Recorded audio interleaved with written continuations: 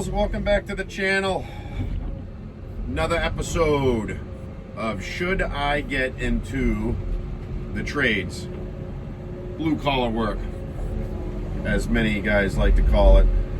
Is that the slogan they say? They got stickers and hats. Probably should get one, sweatshirts all over the interwebs as a dirty hand, clean money type deal. Or no, yeah, dirty hands, clean money. Whatever that means. Because money's pretty dirty too. But yeah, whatever. I get it, but just, yeah. So, I had some comments on my last video, and I did notice that there was some concerns about getting into the blue collar world. So, I'm going to title this layoffs. So I'm just going to speak from my experience and touch on this one topic for this video about potential layoffs getting into this industry.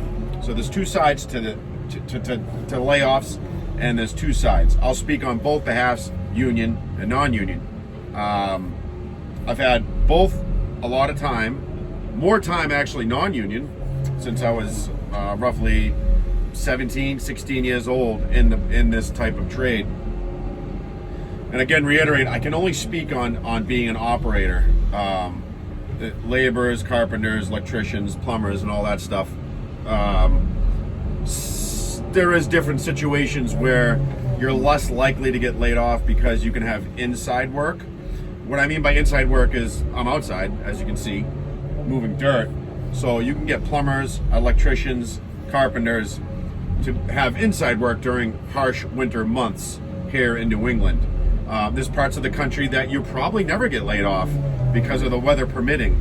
And we do have up here in New England states, especially the Northeast and anything north, that there's potential of bad hazardous weather, whether it be freezing conditions, frost, snow, stuff like that. Rain really doesn't count. You might have a day off because of a rain day or something like that, because it's muddy or something like that. Again, this speaks to outside work, not inside work. But privatized world, there's less of a chance you're getting laid off. And the reason why I say this, so I guess that is a pro to being non-union in a roundabout way, and I'll elaborate as best I can on it from my experiences. Most companies, when you become in the private world, you become connected with the company. And you could do that in the union world too. It's less likely, but you can. But more or less, you become more friendly with the company's owner, somebody based high up in the company. You become more family orientated. I guess that's a word you could use. I'm sure there's other words and other things you could touch on that, but you're less likely to get laid off with a small company because they want to keep you. They know they have a good hand in you and that you're a good worker. You show up for work. Again, the last episode we talked about is work ethic. That's key. Showing up for work, showing up on time, punctual, have a good attitude, having a skill set. So those all vote well both sides of the coin, whether it's not a union or non-union. But you're less likely to get laid off, as far as I'm concerned, in the privatized world. So I'll touch on that. So that is a pro, at least being an operator.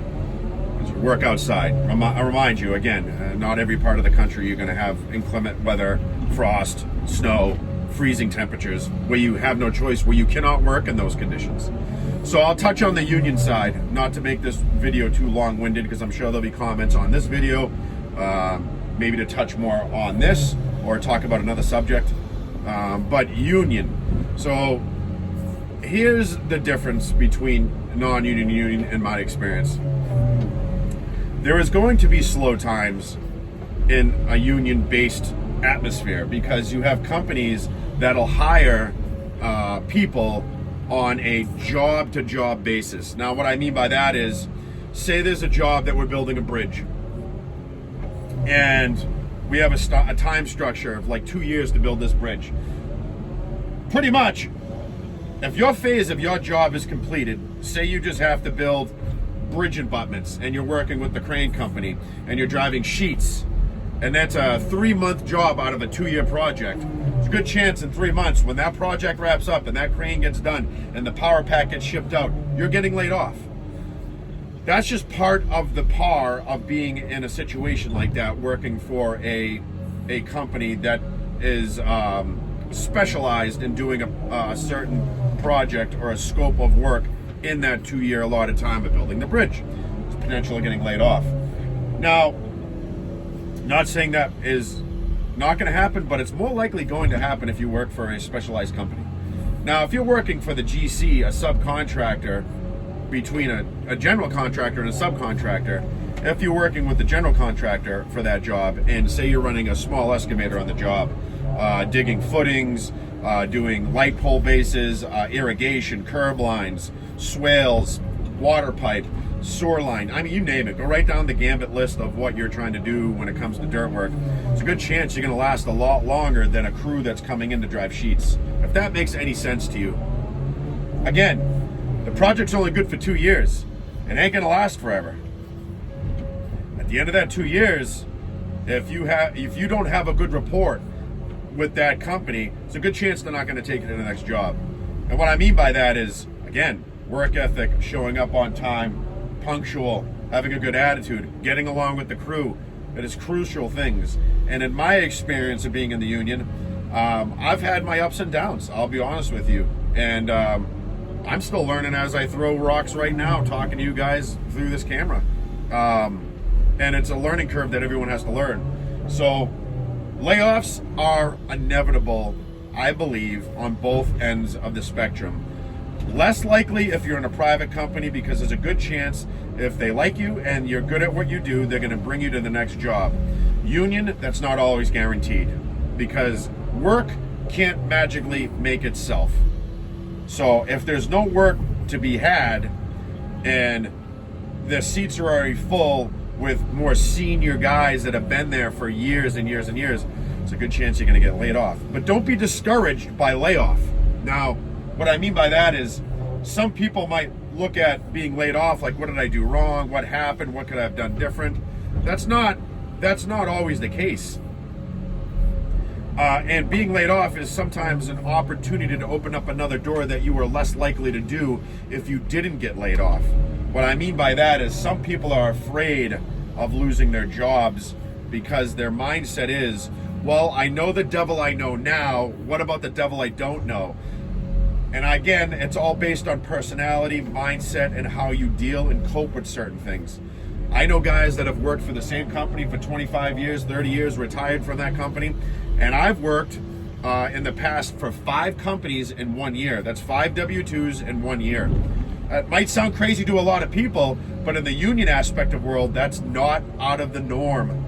Again, like I said, you might have a 3-month project, a 3-year project. It all depends on what you signed up for when you got put out to that particular job or that task or scope of work. I hope this helps out somebody to delegate and kind of navigate the layoff situation. I'm sure I can talk more in depth about this. Again, I don't want to keep these videos too long because I want my retention and viewership of you guys watching these videos to come back. Leave a comment down below, share, like. Please let me know if you want me to elaborate on layoffs and getting into the blue collar world. And leave a comment down below on another topic that you guys want me to touch base on. I'll love to share my knowledge, and I don't know everything, so I enjoy the comments and reading things that I might be incorrect on. Negative comments feed my ambition to be better, so I don't take anything to heart. It's YouTube, and people's opinions at the end of the day, they're opinions. Remember that. Like, comment, share, subscribe. I'll see you guys in the next video. Bye.